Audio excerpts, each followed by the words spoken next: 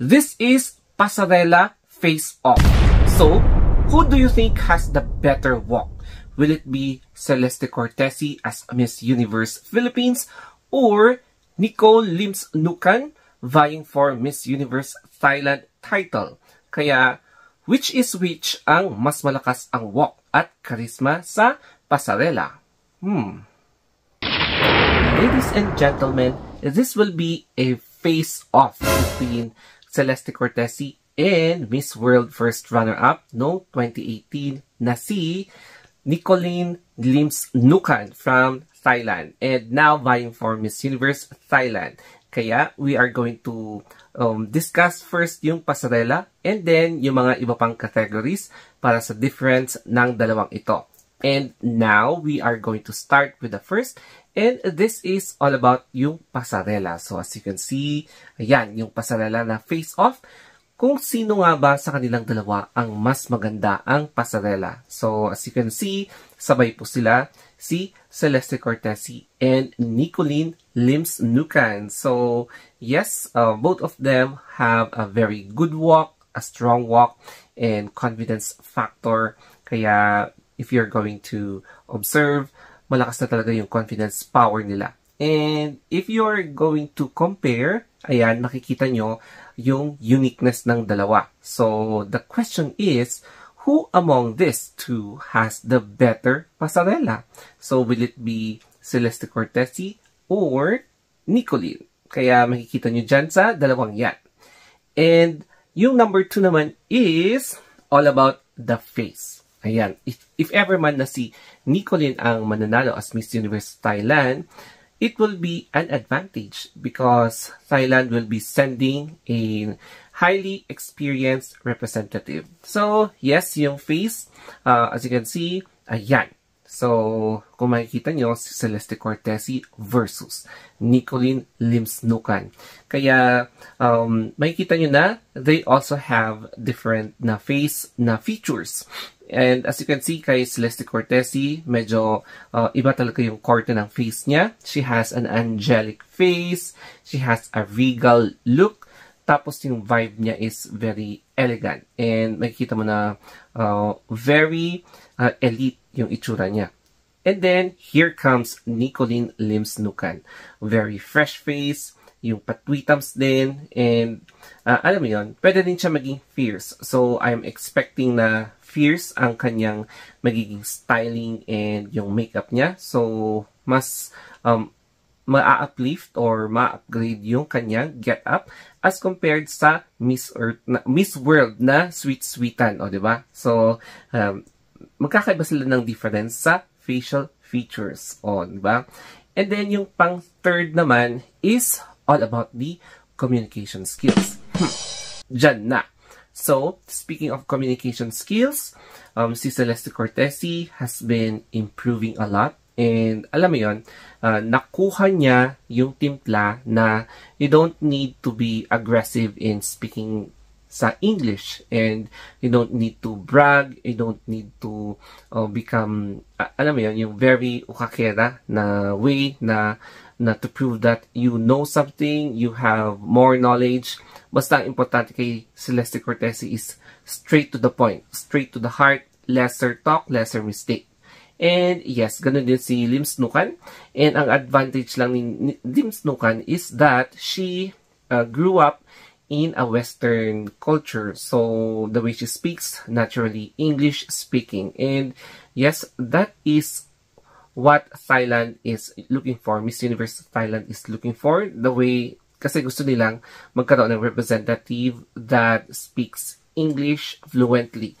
But then, let's see kung if ever magiging si Nicolene nga ba ang mananalo for Miss Universe Thailand. So, that is all about the communication skills. And then, let us now proceed sa experience. And obviously, Celeste Cortesi previously participated in Miss Philippines Earth and then nirepresent niya ang Philippines sa Miss Earth. And then, nag-top 8 siya sa Miss Earth. And during that time, medyo nangangapa pa si Celeste Cortesi sa lahat.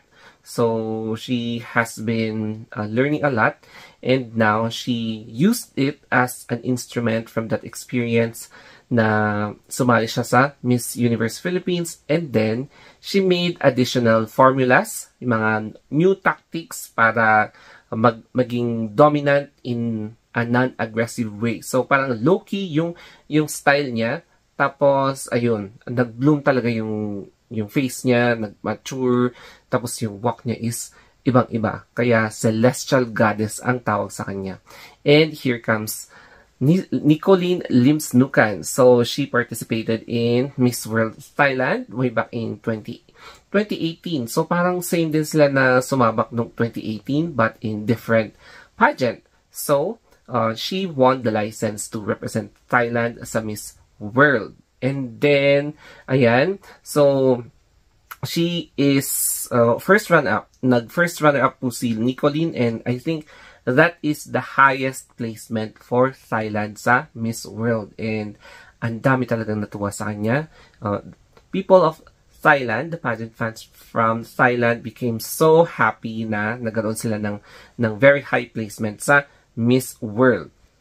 In terms of training, and that will be the number 5 na category, and we are going to discuss yung mga training nila. So obviously pasarela yung isa, and then Q&A, of course, to further expand their knowledge regarding the current events, tapos yung mga tricky questions, ayun, or legal, historical, social, political, mga ganon.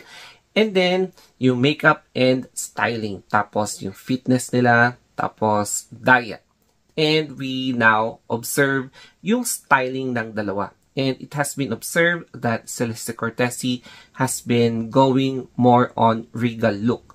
Yung mga elegance, yung mga queenly look na mas bagay sa kanya.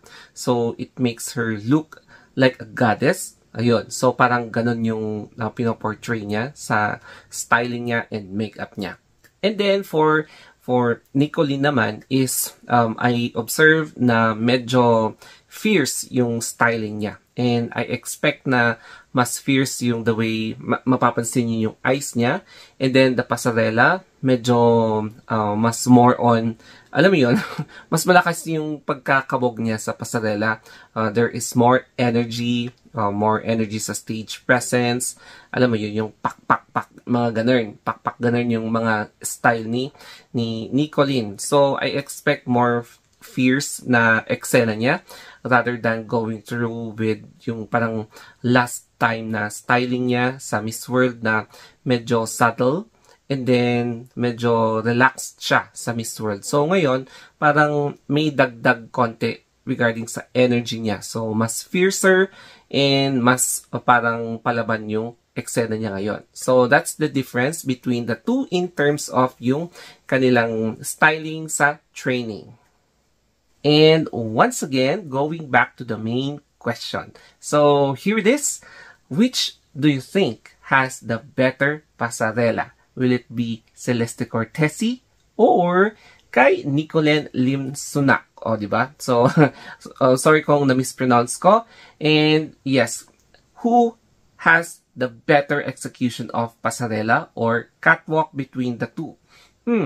Kaya you can comment down below, or you can also send me a direct message or DM sa aking Facebook page or Instagram. Kaya if you want more pageant updates from me, don't hesitate to subscribe my YouTube channel. And then, kung may questions lang kayo, ayun, mag-direct message lang kayo sa Facebook page ko or Instagram. So, that will be all. Thank you very much and have a wonderful day.